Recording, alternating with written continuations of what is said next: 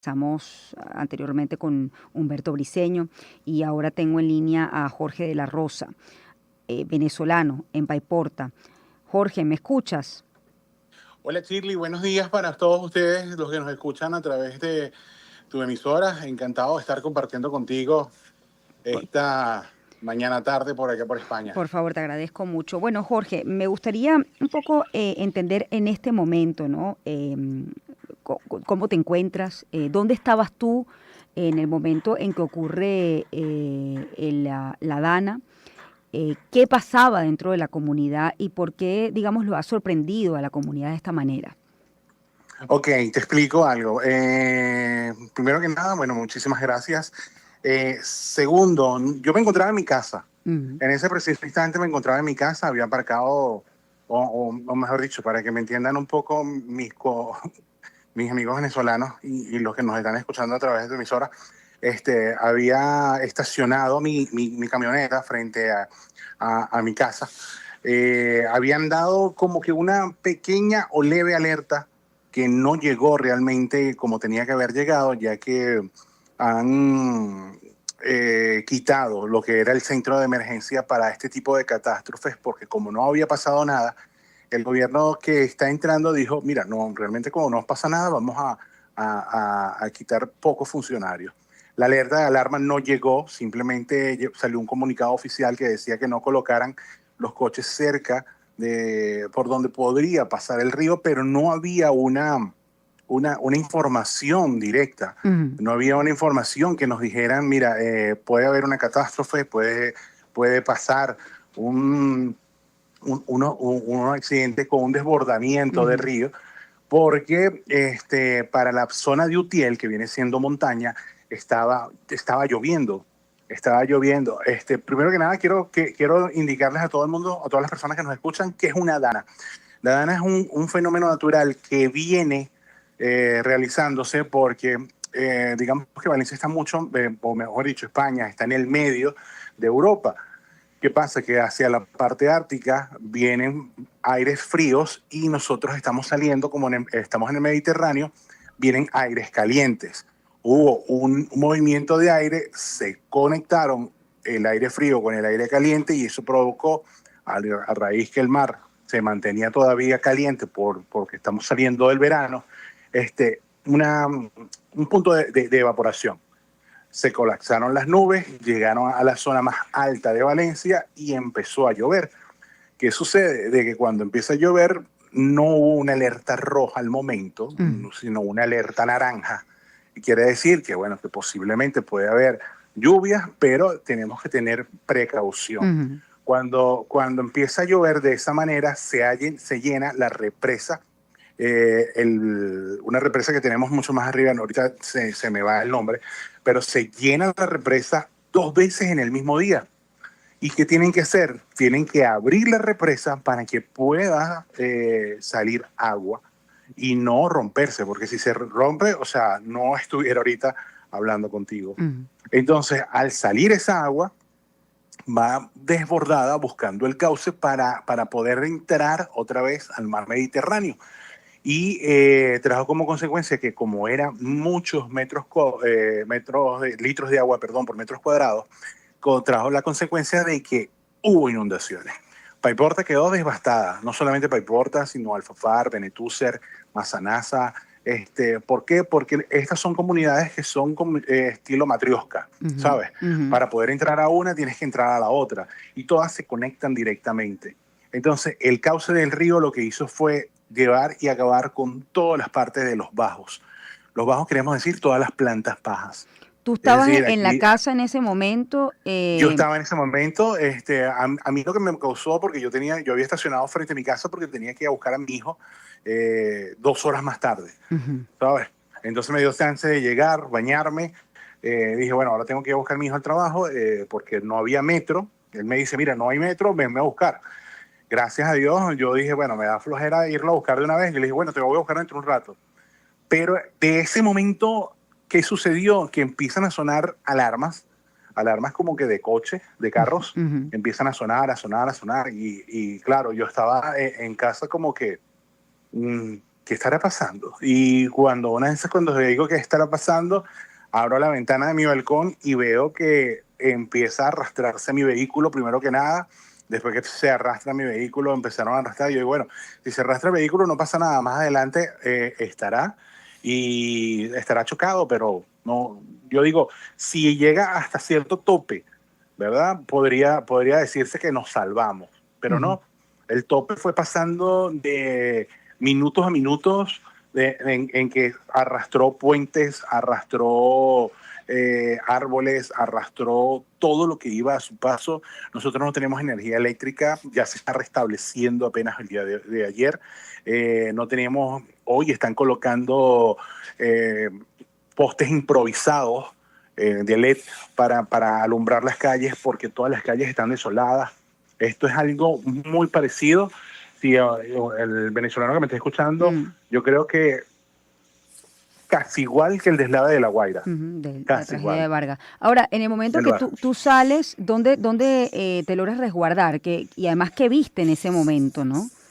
No, yo al principio yo pensé que no iba a suceder nada, pero yo lo que Ujú, hice fue que subí a mi casa ujú, y en mi casa fue que pude ver todo y pude grabar, tener imágenes hasta que se nos fue la luz y se nos fue la señal, se nos fue todo y dije, mira, ya esto sí ya está un peligro porque como ya al principio había visto que había pasado una casa que tenía al lado, abrió un boquete, salió primero el carro, perdón, de ellos y después del carro se desapareció la casa por completo. Yo dije, mire, no, este es el momento de quedarnos aquí arriba, en un tercer piso, ujú, y no movernos. ujú. No movernos porque si nos ocurría la brillante idea de salir, podía pasar algo. Sí. Pero de todas maneras quise ver y cuando bajo a la planta baja no podía accesar, simplemente me quedé en el primer piso porque abajo estaba toda completamente inundada de barro, de lodo, de agua, de todo. Ahora, Jorge, ayer los reyes y el presidente de España, el jefe de gobierno, estuvieron allí y bueno, había mucha hostilidad. Fueron recibidos Sí, con barro, le lanzaron te palos. explico. Quiero entender un poco la situación y el sentimiento de la gente allí, ¿no? Mira, te explico algo. O sea, no somos quien para juzgar, pero es entendible la hostilidad que había. ¿Por qué? Porque esto pasó, si no me equivoco, y discúlpame, Shirley, porque estoy un poco desubicado, Mm, porque para mí todos los días han sido iguales, días de sobrevivencia. Desde el día uno no llegó aquí nadie. Simplemente veíamos policías locales que no sabían qué iban a hacer, policías locales o lo que llamamos en Venezuela policías municipales, que estaban destrozados porque a ellos habían perdido sus vehículos de protección civil, sus vehículos de tránsito, habían perdido su sede por completo aquí en Paiporta y los pocos que quedaban, que se pudieron estar resguardados, lo que hicieron fue como que medio organizar a las personas para que evitar salir. ¿Qué pasa? Llega la Guardia Civil, que es el ente que llega mucho más pronto aquí a Paiporta, mm. y lo que hace es abrir los supermercados para que la gente, de manera civilizada, que eso sí lo puedo decir de algo que me sorprendió, de una manera muy civilizada pudiera recoger alimentos. Entonces, habían 5 supermercados que tiene la zona de Paiporta, de los 5, uno, dos, perdón, estaban completamente destruidos y la gente tomaba los alimentos que conseguía a nivel de las aguas que podía rescatar. ¿Y qué pasa? Que al tercer día abren dos supermercados más y ya de una forma mucho más organizada el ciudadano fue tomando los alimentos. Es decir, no teníamos ayuda, no había agua, no había nada. O sea, no había tampoco acceso para poder llegar. Al tercer día es que empieza a llegar la parte de los bomberos, que no había acceso de bomberos tampoco. Y al cuarto día es que llega la UME, que es la unidad militar de emergencia, y ayer llegó el ejército.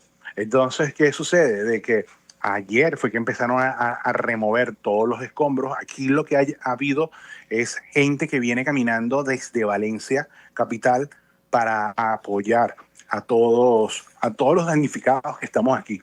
Y hay personas, por ejemplo, como yo, que, por ejemplo, yo vivo en un tercer piso, no estoy identificado, pero salgo a apoyar al resto de Mm. vecinos que Eh, sí han perdido sus cosas y, y, y, bueno, dando una mano amiga, que es ¿Cuántos lo único que podíamos hacer. tienes, Jorge, alguna data de cuántos venezolanos viven en Paiporta o en la zona afectada? ¿Han tenido ustedes comunicación entre venezolanos para ver cómo se encuentran? Sí, hemos tenido comunicación de venezolanos, de hecho tenemos como que especie de un grupo, en el grupo yo soy parte de triangulación con Ujú. la coordinación de ABET que se encuentra en Valencia Capital y el Frente Unido de Venezolanos.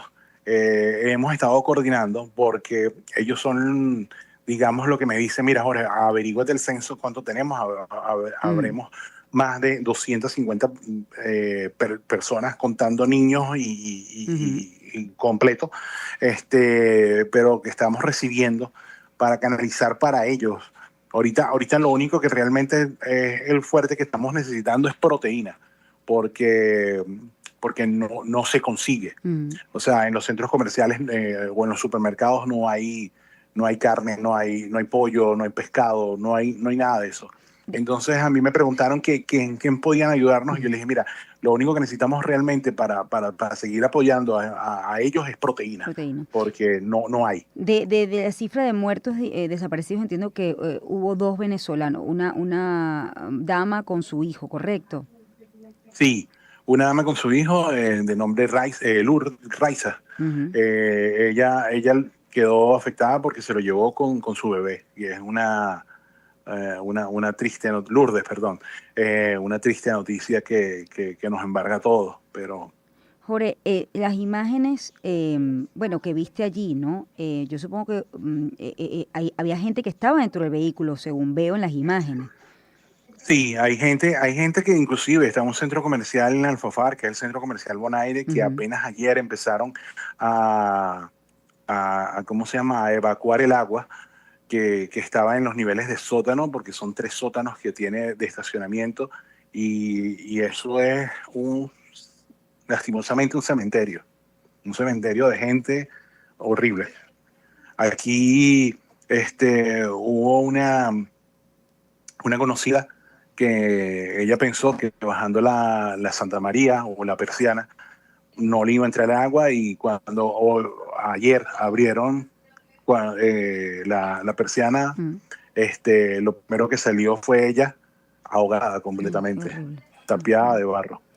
Realmente trágico lo que comentas. Lo que me queda la duda, Jorge, es ¿por qué tardó tanto tiempo las autoridades en llegar? ¿Porque no había paso? ¿Porque no tenían capacidad de respuesta? ¿Porque no imaginaron la dimensión de lo que había ocurrido? No, te explico. Aquí sí hay capacidad de respuesta. Tiene que Ujú. haberla sí o sí, porque este es un país que pertenece al grupo de la OTAN y ellos están preparados para esto. ¿Qué es lo que sucede? Te explico que esto es un problema más que todo un tinte político. Ujú. Quienes están ahorita mandando es como, digamos nosotros, que es el PSOE. Aquí es el PSOE, allá debe ser el PSUV en Venezuela. Y las comunidades son comunidades autónomas, es decir, todo está descentralizado. Y quien está mandando ahorita en la comunidad valenciana es el PP, que es el Partido Popular. Viene siendo como, para nosotros en Venezuela, algo como una acción democrática, ¿sabes? Entonces, obviamente, no te doy los recursos, no te doy lo que me pidas si no lo necesitas. Claro, tiene que ser un tinte político porque claro que lo necesito. O sea, tú no tienes que esperar que yo te lo pida para que tú me mandes efectivos militares, Mm. para que vayan a remover escombros, para que vayan a buscar gente, para que vayan a salvar vidas. Mm. Entonces, eso es realmente lo que ha pasado. Por eso es que ayer, cuando vino el rey, todo el mundo tenía mucha furia porque decían, ¿cómo es posible que tienes que esperar a ti que te lo pidan? O sea, si yo estoy mal y tú sabes que estamos mal, ¿por qué no vienes a atendernos? Y era lo que pedía el rey, un poquito de calma a la hostilidad Mm. que había, porque aquí lo que ha llegado es la sociedad civil a apoyar Mm. en vez de los organismos correspondientes. De hecho, tanto fue así que Pedro Sánchez, que es el presidente de ahorita de gobierno ni se acercó. O sea, él llegó y cuando vio que la gente estaba de una manera Sí. amotinada, digámoslo así, él lo que hizo fue coger y huir. En cambio, Masson, que es el presidente de la comunidad, como es como decir un gobernador en Venezuela, se quedó junto al rey. Yo tengo que despedir, Jorge, te hago una última pregunta. ¿Tienen, por ahora, hay desaparecidos venezolanos que ustedes tengan conocimiento? No, hasta el momento no manejamos ningún desaparecido Mm, venezolano. Por ahora sí todos están vivos. La mayoría con pérdidas materiales, ujú. pero gracias a Dios por los momentos todos vivos. No, en la zona de Paiporta no se ha manifestado ningún Mm. desaparecido de los venezolanos que manejamos nosotros. Bueno, voy a dejar por aquí las redes de Jorge, de la Rosa De la Voz, Rosa sí, Voz. Jorge de la Rosa Voz. Por allí pueden seguirlo, sobre todo, bueno, para tratar de ayudar a los venezolanos, a los afectados allí. Lo ha dicho, ¿no? Se necesitan proteínas. Bueno, ¿de qué manera los venezolanos que están en España pueden ayudarlo? Voy a dejar esto aquí, Jorge de la Rosa Voz, para que puedan contactarlo. Jorge, te agradezco mucho el reporte, te acompañamos en este momento y estaremos en contacto para saber cómo tú, tu familia y los venezolanos pues han podido, bueno, salir de alguna manera de esta trágica situación. Te agradezco mucho. 7:54, vamos a hacer una pausa, ya volvemos. Lo más top en la música. Ronda, la superestación. Bueno, tengo aquí en el estudio a Osvaldo Felizola, coordinador del Centro Internacional de Energía y Ambiente, y he querido invitarlo un poco para entender qué ha ocurrido en España, qué está ocurriendo en el mundo. Cuando todo parece estar en calma, de manera cotidiana, lo escuchaban ustedes con nuestros testimonios anteriores, bueno, estaba todo tranquilo allí en Valencia, España, en Paiporta específicamente, y de repente, a las 8 de la noche, la realidad de la comunidad valenciana cambió en pocas horas, quizás pocos minutos, ¿no? Un poco entender qué está pasando con nuestro ambiente, si definitivamente hay una incidencia con el tema del cambio climático o no, si esto responde, digamos, a fenómenos que cada cierto tiempo se presentan en el mundo. Y bueno, esas respuestas las tiene alguien quien, bueno, ha venido estudiando sobre este tema. Buenos días y bienvenido, Osvaldo. Qué gusto tenerte aquí en el estudio. Saludos, Chile, a ti y a tu audiencia. Un placer estar con ustedes. Por favor, bueno, hablemos qué ocurrió en Valencia, España, ¿no? Bueno, lamentablemente lo que está ocurriendo actualmente en Valencia, España, y se está lamentablemente extendiendo al resto de Cataluña, justamente es un ejemplo de evidencia del calentamiento global. Ujú. Lamentablemente esto es un evento que ocurre frecuentemente en las danas, o también conocida como gota fría. Es un evento climático que ocurre muy comúnmente en esta época del año en las zonas del Mediterráneo. No solamente afecta a Valencia, lamentablemente la crisis está ocurriendo en la Valencia, Ujú. pero se debe al hecho de que es un gas muy caliente que viene del océano del Atlántico Norte, que se encuentra con la corriente jet del norte de Europa, generando una bolsa de aire frío que se desprende de la corriente y se consigue con nada más y nada menos que el mar Mediterráneo, también con agua caliente. Entonces vemos cómo el calentamiento global, que lo que ha hecho realmente es hacer los mares mucho más calientes, que aumenta la capacidad de evaporación cuando se consigue un frente frío, en este caso en el de España, o también cuando, por ejemplo, nos encontramos en la época de huracanes aquí en el trópico, que sencillamente el agua muy caliente se evapora fácilmente, haciendo que las tormentas más grandes sean más frecuentes. Ujú. Y eso lamentablemente recae sobre todo la situación de cierta geografía. Ahora, esto, a ver, cuando tú me comentas, bueno, esto tiene que ver con el cambio climático, pero si es un fenómeno frecuente, es decir, no hablo de Valencia, pero sí, por ejemplo, hablemos aquí en Venezuela, Vargas, pasó una vez, pasó dos veces, hablo del 99, pero ya otros años pasó también. Entonces la pregunta es, bueno, ¿hasta qué punto esto realmente hay una incidencia del cambio climático o son fenómenos que se repiten a lo largo del planeta por los años, pues, ¿no? La Tierra es un sistema dinámico. Estos eventos ocurren normalmente. Eso es lo primero que hay que distinguir. Son fenómenos naturales. Lo que pasa es que el calentamiento global los exacerba. el ejemplo que se pone normalmente es como, no es lo mismo hacer una sopa con agua, o sea, cuando uno está hirviendo agua, no es lo mismo ponerle poca temperatura o mucha candela, porque las burbujas son más grandes. Mm. Entonces eso es lo que pasa, los eventos más potentes y más grandes van a ocurrir más frecuentemente. Ujú. Antes una tormenta como esta solamente ocurría una vez cada 20, 30 años, ahora van a ocurrir con mayor frecuencia. Por ejemplo, pasa con los huracanes, se está identificando, por ejemplo, que los huracanes en el trópico están aumentando tanto en frecuencia como en tamaño, Mi intensidad. intensidad. Ujú. Antes eran raros huracanes nivel 5 y ahora nos hemos dado, por ejemplo, que en un mismo año tenemos hasta 4. Ahora, esto se puede prevenir. A ver, no hablo, entiendo que bien lo dices. Bueno, esto existe, se potencia con el cambio climático, pero fíjate lo que decía la comunidad. No nos avisaron o se subestimó o la alerta no llegó a tiempo. ¿Es posible prepararse para esto? Tristemente, lo que ocurrió en Valencia es crónica de una muerte anunciada. Sí se notificó el 23 de noviembre, el 23 de octubre, ya la agencia meteorológica estaba identificando que ya había evidencias de que iba a ocurrir una dana. Qué tan grande era la duda que se presentaba, pero bueno, una alarma no es más allá de cómo se toma por parte del gobierno de Valencia, de la Generalitat de Valencia. Mm. Entonces aquí el dilema fue que lamentablemente los reportes climáticos se vienen siguiendo, eso es mentira, que no se está haciendo un seguimiento. De hecho, el clima se viene midiendo desde hace más de 120 años. O sea, nosotros tenemos unas muy buenas mediciones de lo que está ocurriendo, se pueden hacer muy buenos modelos de lo que se debe hacer en este caso, se pueden tomar las medidas y dar las instrucciones para tomar las medidas de contención. Lamentablemente en el tema de Valencia, específicamente para entrar en un ámbito, es un tema más político, más que un tema climático. De hecho, no es solamente en Valencia, el resto del mundo está teniendo el mismo problema. Por ejemplo, en los Estados Unidos, mañana se está decidiendo a elecciones presidenciales y básicamente tenemos un enfrentamiento de dos visiones con respecto al cambio climático. Está el grupo de Trump, que es un grupo más que todo dirigido por los negacionistas, y el grupo de los demócratas con Kamala Harris, justamente con el grupo más proambientalista. Y no solamente, también está en Europa. Se entiende que los grupos verdes, por decirlo así, se han visto también desde un punto de vista como que, bueno, lo que están es buscando un mundo verde maravilloso donde todos podamos vivir en, ¿cómo se llama?, tipo hippies, lo cual es mentira. Mayoría son gente instruida y bien capacitada y que entienden la situación en la que estamos, pero también está el tema de que el cambio climático es algo, es una fuerza de naturaleza, esencialmente incontrolable.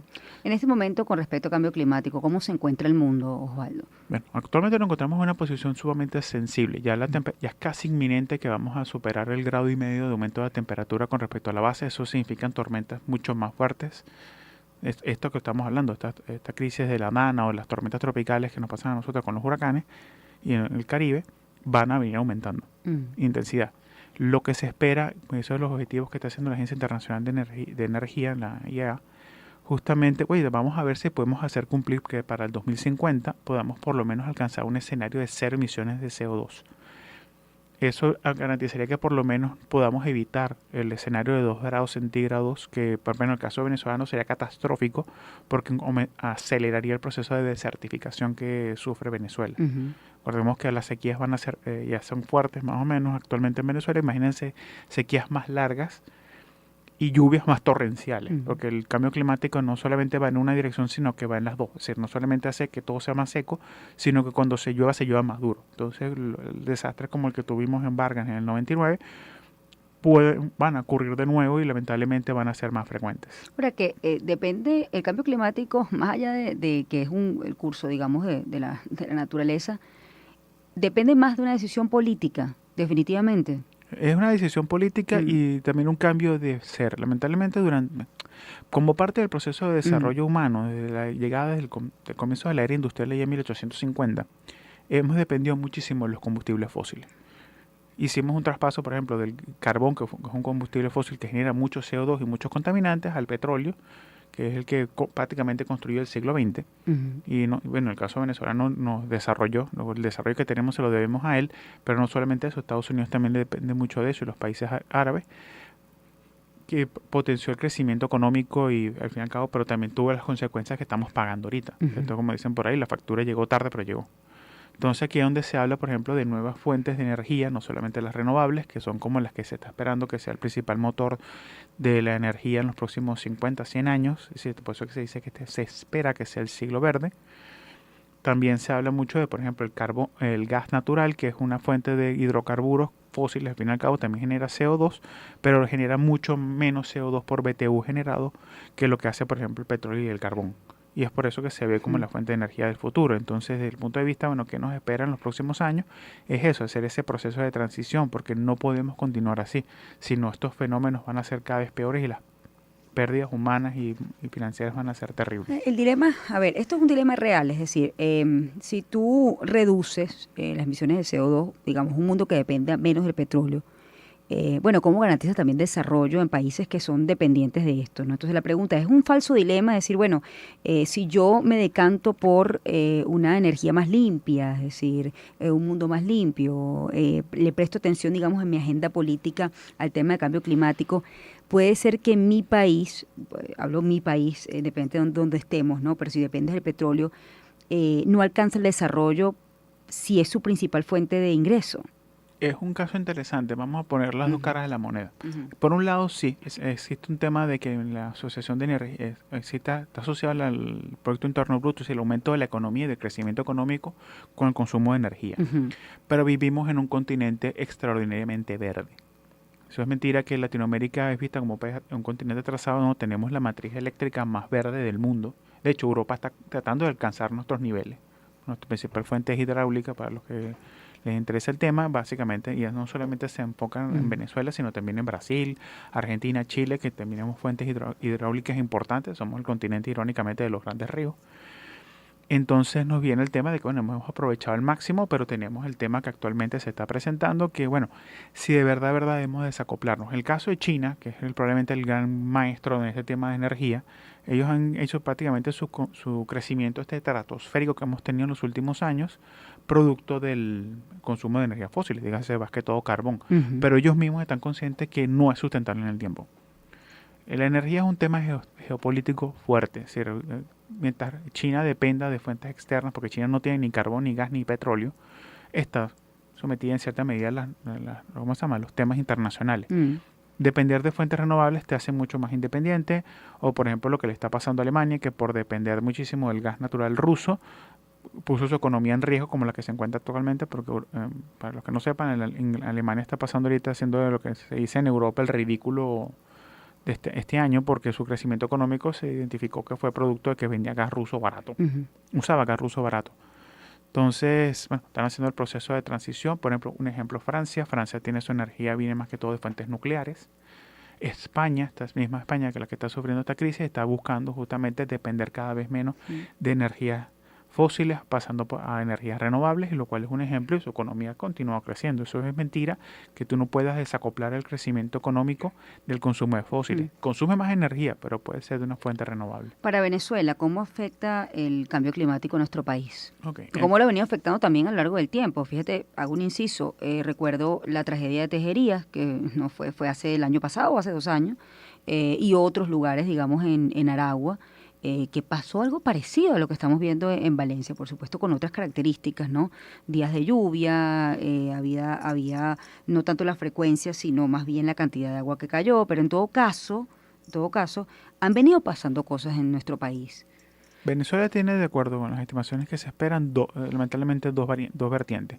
La primera, un aumento en la fuerza de las sequías, es decir, las sequías van a ser más intensas por más tiempo. Entonces eso hace que el país se vuelva menos productivo en la parte de alimentos y de biodiversidad. Aunado al hecho de que, por ejemplo, cuando vengan las lluvias van a ser también más intensas, porque van a llover más fuertes, eventos como el de Vargas, el de Tejerías, y todas estas inundaciones van a ocurrir con mayor frecuencia porque hay más energía en el mar, en el océano Atlántico, cuando venga el proceso de evaporación de los meses de verano, haciendo que el invierno llueva más. Acuérdense que en Venezuela tenemos solo 2 estaciones, que es invierno y verano, que básicamente es lluvioso y seco. Eso va a ser, por ejemplo, cosas que están pasando ahorita. Estamos en pleno mes de noviembre y todavía está lloviendo, cuando históricamente en Venezuela dejaba llover justamente después del cordonazo de San Francisco. San Francisco. Entonces, como que, ¿qué está pasando? Y aquí el año pasado llovió en diciembre. Y como saben, en julio había una sequía terrible. Si nuestras fuentes son principalmente hidráulicas, eso significa que va a haber menos energía de fuentes hidráulicas. Entonces, aquí es donde viene el tema de qué tiene que hacer Venezuela y cuál va a ser su aporte para el tema del calentamiento. También es cierto que Venezuela es un país que está en un proceso económico complicado. conocido por todos, y no solamente nosotros, toda la región. Por eso es que se dice que en los escenarios del cambio climático se ven a los países desarrollados desencarbonizándose primero que los países en vías de desarrollo. Ujú. Y nosotros como país petrolero y con un enorme potencial gasífero, nuestra principal fuente viene ahora de, bueno, cómo nosotros podemos comercializar ese gas, ya no ahora hacia países desarrollados y países como Europa o Estados Unidos, sino más a países más como nosotros, Latinoamérica, África, que son los que se espera que impulsen el crecimiento económico en los próximos 20 años.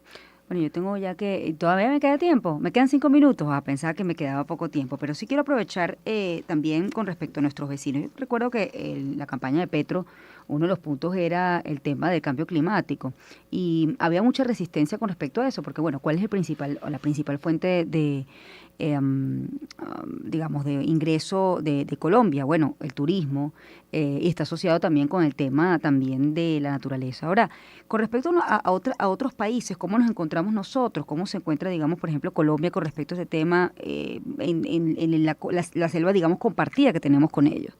Básicamente, bueno, aprovecho también el inciso para Sí. invitarlos al que el 7 de noviembre vamos a tener el IESA, el Caracas Gas Forum, donde Ujú. justamente vamos a tratar este tema de Colombia Ujú. y así como los hermanos de Trinidad y Tobago, justamente para ver qué opciones tiene Venezuela para poder apoyarlos en el tema no solamente del calentamiento global, sino el tema de poder venderles gas, que es lo que necesitan. Recordemos que Colombia es cierto que vive del turismo, pero no, el turismo es lo que se llama una forma poco agregada de Producto Interno Bruto. Sí. Lamentablemente, básicamente, la producción te lo da el sol, no el trabajo humano. Es el proceso industrial de tanto de Ujú. fabricación, manufactura, como de servicios lo que genera valor. Colombia es un país intensivo, igual que Trinidad y Tobago, en gas.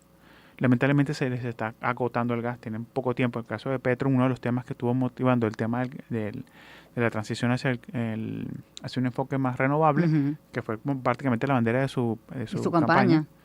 es que lamentablemente choca con la realidad de Colombia. Sí. Colombia es un país que no puede instalar esa cantidad de paneles solares, y recordemos que los paneles solares y las fuentes eólicas, que son como las principales dos fuentes que se pueden aprovechar en el trópico, no, primero solar no la tienes disponible en la noche. Y eólica, cuando no hay viento no hay potencia, entonces es un tema de inestabilidad, entonces ahí necesitas fuentes como el gas. De hecho, el gas es visto como el gran aliado de estas energías renovables para permitir Ujú. no perder las instalaciones de fábricas y de capacidades industriales. Es uno de los temas que vamos a conversar en este Caracas Gas Forum, que es aquí en Caracas, en la sede de San Bernardino de Eliezer. Están cordialmente invitados que nos visiten en nuestra página web www.iesa.edu.be, así como nuestras redes sociales en Instagram de @confiltroiesa, donde están toda la información justamente para que puedan acompañarnos. Lo importante es que una de las cosas que estamos viendo es cómo puede Venezuela en el corto plazo apoyar Sí. a nuestros aliados, porque Venezuela tiene gas, es decir, nosotros teníamos las principales herramientas no solamente para mejorar nuestra condición económica, sino para ayudar a la crisis del calentamiento global desde el pequeño nicho en el que se Mm. encuentra Venezuela. Bueno, apoyar a los aliados y también qué tenemos que hacer o qué tiene que hacer Venezuela desde el punto de vista, digamos, gubernamental y ciudadano también, creo que eso también es una parte de responsabilidad compartida, para que el impacto del cambio climático no nos afecte de la manera como ha venido afectando al mundo y a nuestro país en los últimos años. ¿Qué tenemos que hacer? Bueno, básicamente tenemos que tomar responsabilidad de lo que tenemos, de nuestro, ponerlo en palabras llanas, de nuestras responsabilidades como ciudadanos y Ujú. como habitantes. No solamente dejarle este tema a los políticos, porque este tema es muy importante. En el tema de los venezolanos se entiende que la crisis económica nos ha obligado a tener, por ejemplo, somos ahorita uno de los países que más ha reducido su huella de carbono, pero de forma accidental, es decir, de la forma que no queremos. Aquí el tema está, bueno, cómo podemos desarrollar esta industria, cómo podemos motivar y hacerla competitiva internacionalmente. Las inversiones energéticas son inversiones de grandes inversiones de Ujú. capital. Ujú. Entonces esto requiere tanto un apoyo del mercado que se le permita en cierta medida poder explotar al máximo las capacidades venezolanas, o por lo menos dentro de la regulación, y el regulador en este caso proteger tanto el recurso como el medio ambiente, que ese es básicamente el trabajo del gobierno, no más allá de meterse en el tema económico. Entonces el dilema que se presenta y que es lo que estamos buscando justamente conversar y poder cambiar la matriz de opinión en Venezuela es que sí, Venezuela tiene muchísimo potencial para aprovechar nuestras capacidades, podemos y lo tenemos, lo hemos hecho antes. Eso es mentira que los venezolanos no sabemos hacer esto. La industria petrolera fue prácticamente construida con manos venezolanas, aunque los ingresos venían del del extranjero, dígase las inversiones que hacían las transnacionales durante la época del comienzo de la era petrolera, pero de ahí en adelante el petróleo logró mantenerse como la principal fuente de energía. Venezuela todavía tiene posibilidades de explotar al máximo tus capacidades, como les decía, y aquí el tema se nos presenta como ciudadanos que estamos dispuestos nosotros a sacrificar para poder mantener y recuperar la economía venezolana. Hay que hacer dinero, hay que hacer esfuerzos, hay que capacitar al personal, hay que aprender una nueva forma de hacer negocios en Venezuela. Lamentablemente el modelo que estuvo operando durante el siglo XX y parte del siglo XXI hasta ahora es distinto. Lamentablemente la exportación de petróleo ya no es lo que será antes, lo que se espera que sea la industria petrolera no va a ser lo mismo en los próximos 20 a 30 años, así que el gas es una de las grandes oportunidades que aún nos queda para aprovechar. Y bueno, y ver cómo diversificamos la economía, que siempre ha sido como el gran dolor de cabeza, lamentablemente, de Venezuela desde el comienzo de la era Petrolera, sí. Bueno, te agradezco mucho, Osvaldo. Osvaldo Felizola, coordinador del Centro Internacional de Energía y Ambiente, ha sido mi invitado hasta ahora.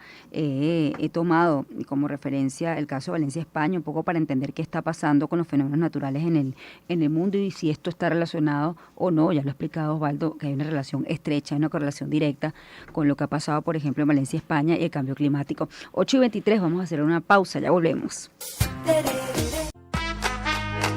Un ciudadano informado toma correctas decisiones. Shirley Radio. Por Onda, la superestación.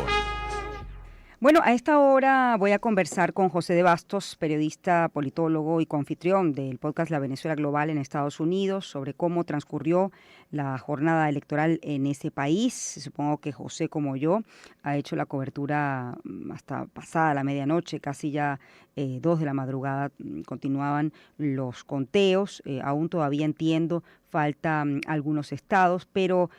José, el balance, ¿no? Definitivamente ya se puede decretar que el presidente Donald Trump es el expresidente Donald Trump es el actual presidente de los Estados Unidos, ¿fue el presidente electo? Sí, muy buenos días para Buenos ti, días. Shirley, para tu audiencia. Bueno, sí, obviamente oficialmente, pues quizás no, pero es evidente que así lo es evidente que todos los resultados apuntan hacia allá y que digamos, no hay suficientes lugares de donde Kamala Harris podría sacar voto para remontarlo, ¿no?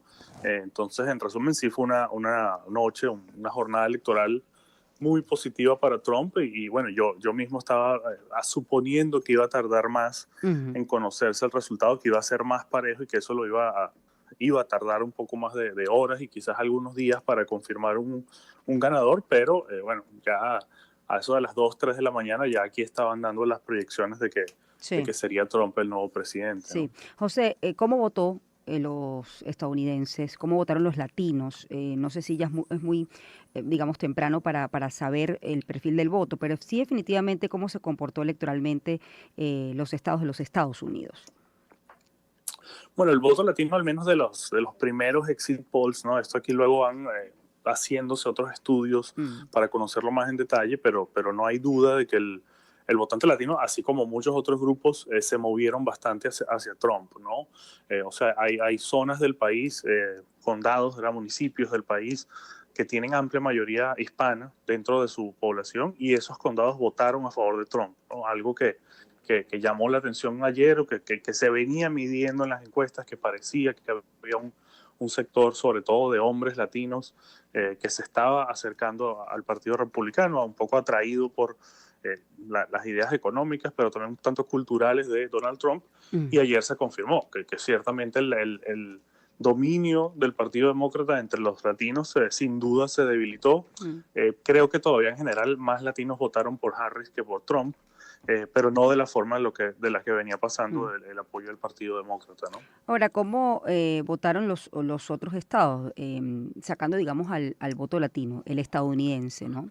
Entendiendo, bueno, qué estados apoyaron definitivamente y contundentemente a Donald Trump y, bueno, quienes además restaron su apoyo o tradicionalmente, pues el apoyo que tenían al Partido Demócrata como estado. Sí, bueno, los claves fueron los que aquí llaman estados de la región de los Grandes Lagos, sí, ¿no? Que le suelen llamar la muralla azul, precisamente porque es donde los demócratas suelen ganar y suele depender de ellos la victoria, y fueron para Trump, que son estos estados de Pensilvania, Wisconsin y Michigan. Wisconsin y Michigan todavía no se han proyectado en favor de Trump, pero todo apunta a que lo va a ganar. Pensilvania fue el estado clave donde ambas campañas se enfocaron más y ya pues todos lo dan por ganador para Trump. Y sí hay que decir, quizás aún más sorpresa que el triunfo de Trump, que se tenía como una posibilidad segura, ¿no? Quizás no es tan sorpresivo como pasó en el 2016, pero quizás lo más sorpresivo es que el voto nacional, que no es el que determina realmente la victoria, lo está ganando Trump, ¿no? O sea, hace 8 años recordemos que Hillary Clinton sacó 3 millones de votos más que Trump, o sea, que el ánimo del país entero no era del todo de apoyarlo a él. En este caso está ganando con cierta ventaja. Creo que eso ni la propia campaña de Trump se lo esperaba, ¿no? Sí, ahora, estos dos que faltan todavía, ¿no? Que están dentro de los estados bisagra o los estados que definitivamente determinan, los 7 estados clave, entiendo, Trump se ha llevado 5, ¿no? Faltan 2 todavía por el conteo. La proyección es que Kamala Harris, aún con estos, podría estar o llegar a la presidencia de los Estados Unidos, o definitivamente no, ya no hay posibilidad.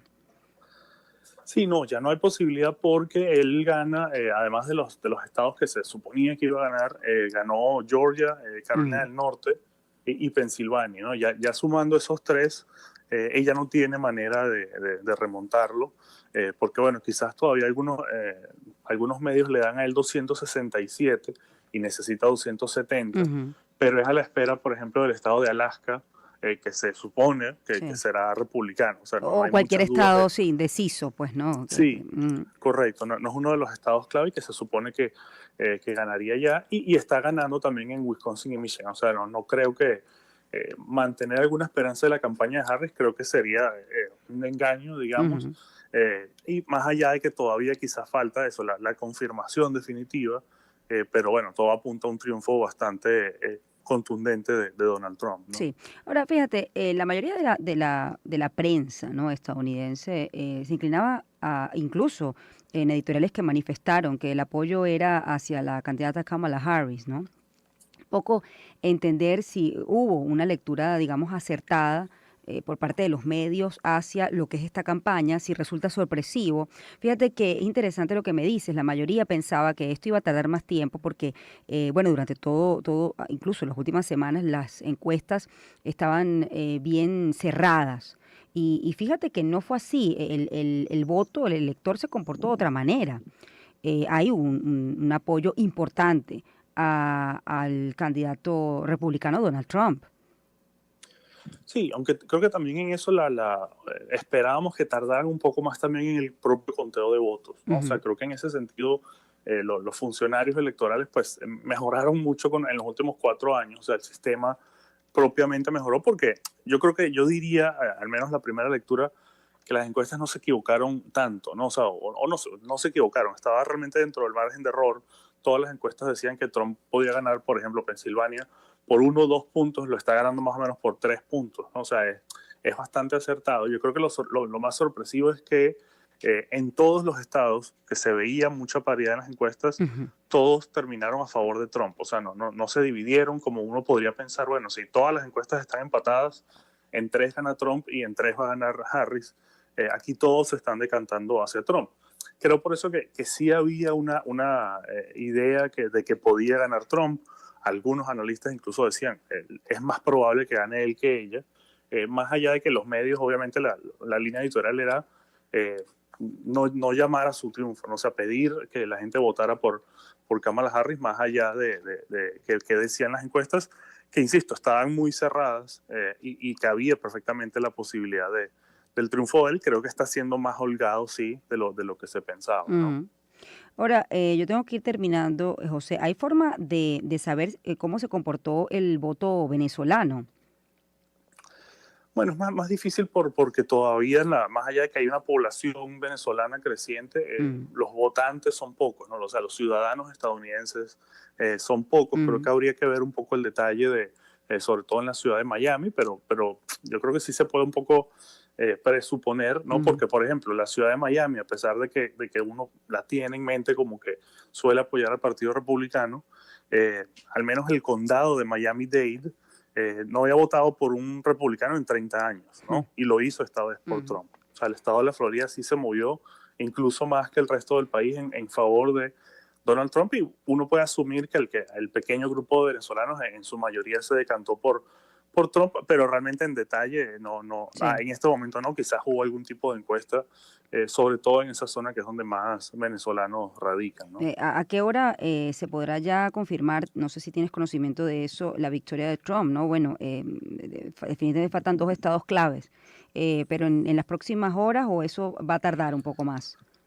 No, yo sí creería que en las próximas horas, ya Mm. dado que todo apunta a eso, creo que a lo largo de la mañana, pues Mm. seguramente se determinará de definir esos estados, ¿no? Que siempre faltan algunos votos por contar, pero que en cierto punto la ventaja de un candidato, en este caso Trump, es mayor a la cantidad de votos que faltan por contar, ¿no? Y creo que eso seguramente ocurrirá en las próximas horas. Te agradezco mucho, José de Bastos, periodista venezolano, politólogo y confitrión del podcast La Venezuela Global. Ha sido nuestro invitado hasta ahora. Bueno, un poco hacer el balance de cómo transcurrió la jornada electoral en Estados Unidos.